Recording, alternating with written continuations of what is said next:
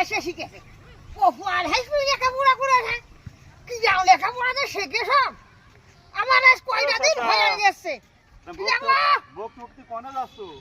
আর বাবু ওই কিসে গেলাম পরিষদে গেলাম যাই হোক শরীরটা ভালো আছে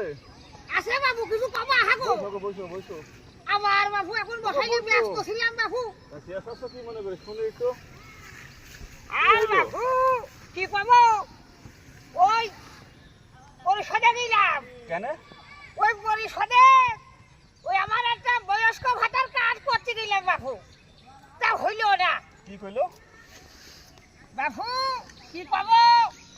ওই যে মহিলা ছেলে খাইলো ও আমার ভোটটা খাইলো হ্যাঁ